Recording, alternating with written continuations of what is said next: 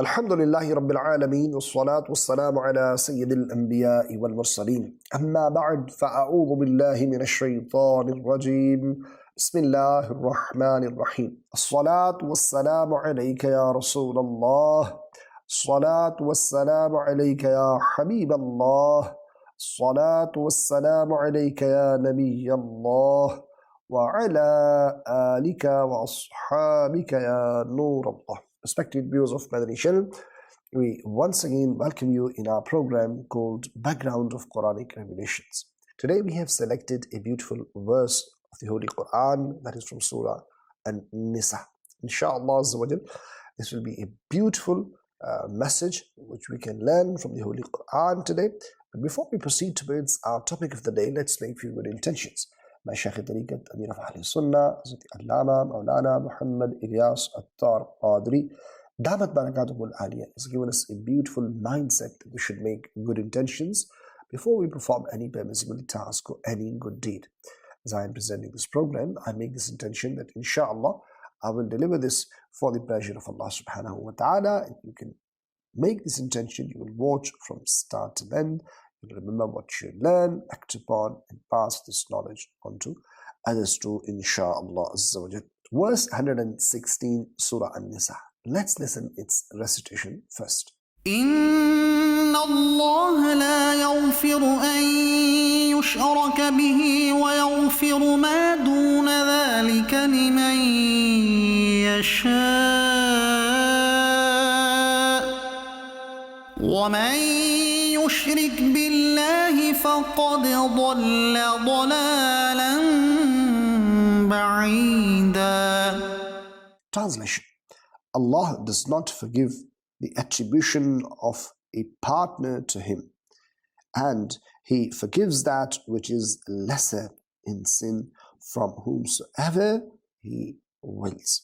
And whosoever ascribes a partner to Allah has indeed fallen into extreme misguidance. The part of this verse, Allah does not forgive the attribution of a partner to Him. Why this part of the verse was revealed and what is its background? Sayyidina Abdullah bin Abbas radiyallahu ta'ala anhuma, his opinion is as follows. This verse was revealed in the favor of a elderly Bedouin who presented himself in the prophetic court and humbly said, Messenger of Allah sallallahu ta'ala alayhi wa alihi wasallam, I'm old and submerged into sins, except that I have never attributed a partner to Allah since I believed in Him, and did not make anyone the true disposer of affairs besides Him, and did not recklessly and boldly indulged in sins. And I did not think even for a moment that I can run away from Allah. I am embarrassed, remorseful, and I repent. I seek pardon. What will be my state in the court of Allah? This verse was revealed on this occasion. And subhanAllah, what a great glad tidings was given, comfort was given to the believers.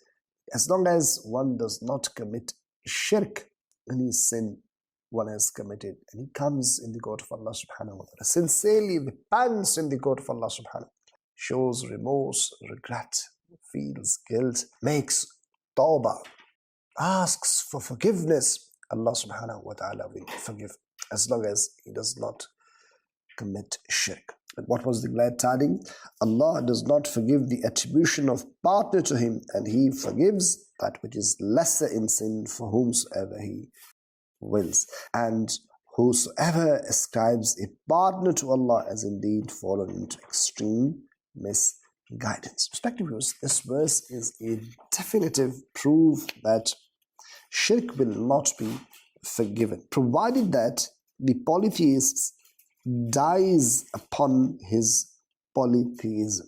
And the same ruling applies to disbelief, i.e. kufr.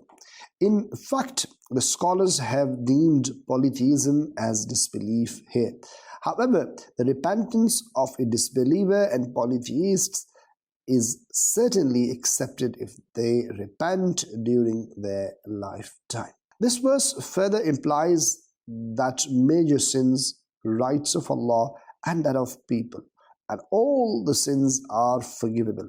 Although how the rights of people will be forgiven is that Allah Almighty will get the right forgiven by the people in question. It further infers that forgiveness of other sins besides disbelief and polytheism is not certain, but hoped for, because Allah Almighty stated that He may forgive whomsoever He wills. Now, who would He forgive? We don't know. Therefore, this verse does not render a person reckless in relation to committing sins, but stops a person from committing sins. So we should not be having the hope that Allah will forgive the sins and we keep on committing sins, because there's a condition, whomsoever He wills. So we never know whether His will be for us or not. So we should always be in between khawf and raja, right? The hope and fear, in between the both. One should live a balanced life.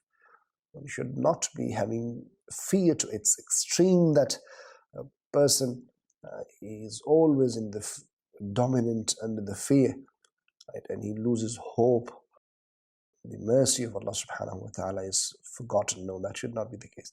And one should not be under this hope that Allah's mercy is great and inshallah He will forgive, and keeps on sinning and sinning and sinning.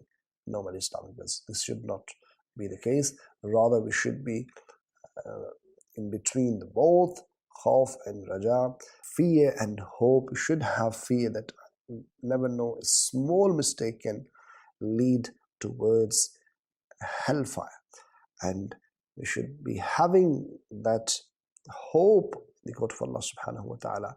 A small good deed can lead us to Jannah out of mercy of Allah subhanahu wa ta'ala. So my dear respected viewers of Madani Channel, we should always have fear of Allah subhanahu wa ta'ala in our heart, and we should avoid any kind of sin, thinking that maybe that could lead towards the displeasure of Allah subhanahu wa ta'ala.